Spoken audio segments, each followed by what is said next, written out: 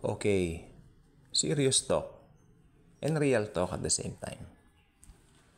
Ang dami po ngayong Kristiyano, kung makikita mo mga post nila, whether sa FB, Twitter, and all of that, all social media platforms, ang ipinagmamalaki po nila, hindi naman po sa observation ko lang po at obserbasyon din po ito ng ibang Kristiyano sa kapwa natin mga Kristiyano at mananampalataya ng Panginoong Hesukristo.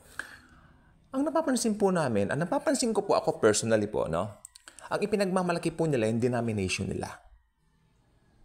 Very proud sa pastor nila, as if yung pastor nila ang mas nababanggit na kaysa kay Jesus. Which is, hindi po dapat natin yon papayagan na parang magsasawalang kibo na lang po tayo na hindi natin yan papansinin, Dahil bilang mga mananampalataya, isang pangalan lang dapat ang isinisigaw natin, Jesus. Si Jesus, siya po ang namatay para sa atin. Siya ang dahilan bakit po tayo papunta ng langit. Siya po ang dahilan bakit may eternal life po tayo. Yan po ang wag na wag nating kalilimutan.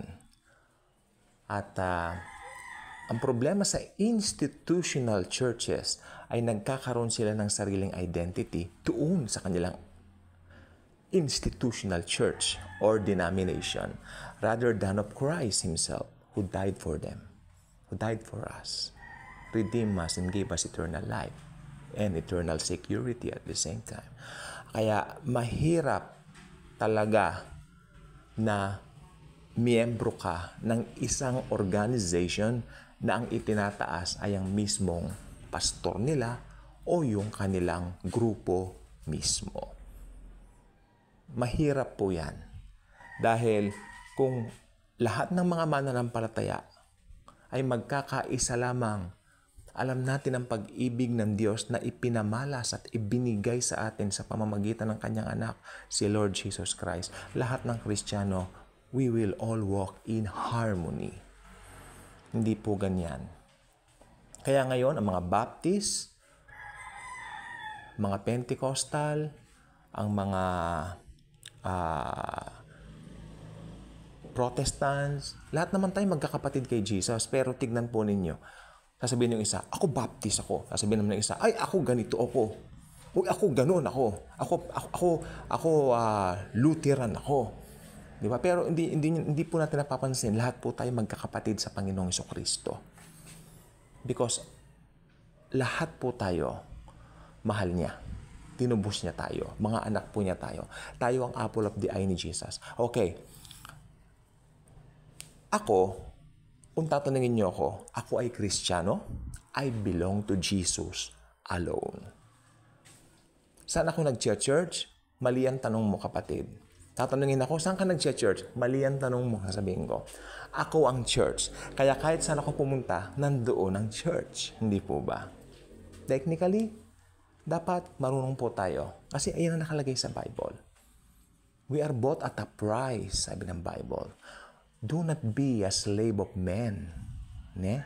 Ayan po ang maliwanag sa Biblia.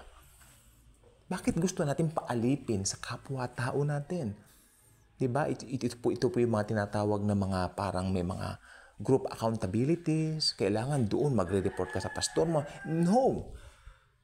We have the Holy Spirit. Sinabi ni Jesus yan. Ang Holy Spirit ang siyang sa ating maglilid. At wala pong specific day or date para doon magsamba. Kung meron 2 o 3 nagka-gather sa kanyang pangalan, nandun siya. Hindi po ba?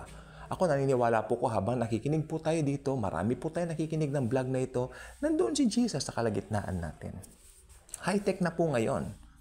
Naniniwala ako ng panahon ni Jesus, pag meron na pong internet at YouTube, gagamitin po niya ito. Malamang ang Panginoon, meron din siyang gadget. Di po ba? Kung nabuhay siya, kung yung panahon niya meron ng ganito. Ganun po yan. Do not limit the work of the Lord dahil lang sa institutional church na kinabibilangan mo. Malungkot kasi pinagmamalaki yung pastor niya, pangalan ng pastor nila. Ang pastor po, alam po ninyo, ang pastor, hindi po siya title. Ang pastor po ay gawain. Gawaing napakamarangal. Sapagkat ang pastor, ito po yung tayo pong lahat, nagtitinginan tayo sa bawat isa. Kaya lahat ng Kristiyano technically ay pastor. We are all pastors. Pastoring each other. Ayan ang nakalagay po sa Bible. So, malalim na pag-aaral po yan. Pero ito lang po ang napansin ko. Let us lift the name above every name, the Lord of Jesus Christ. Ilip natin yung name niya. Yan ang pangalan na dapat ipinagmamalaki natin. Itinataas natin. Hindi yung pangalan ng kung sino mong pastor na yan o ng inyong organization or institutional church. Kaya kung hindi pa kayo nakasubscribe sa ating channel, I invite you to do so. Click the notification bell, share the wonderful love of the Savior, the Lord Jesus Christ. Tandaan po ninyo, kailanman hindi nagbabago ang pagmamahal ni Jesus sa bawat isa sa atin. Lahat tayo mahal niya at ang kanya pong iginigiit, ang kanya pong isinisigaw na dapat natin gawin ay magmahalan tayo bilang magkakapatid kay Jesus. Huwag tayong gumawa ng dividing wall. At ang gumagawa ng dividing wall, as I understand, sa mga nangyayari ngayon, ay ang mga institutional churches na yan. Okay? Sapagkat gumawa sila ng tradisyon. That's tradition. That's religion. That's not relationship. That's not freedom. Our own real freedom is the Lord Jesus Christ. Read Galatians chapter 5 verse 1. Maliwanag po doon. Huwag na tayong paalipin muli. Pinalaya niya na tayo. Thank you, and Jesus truly loves us all.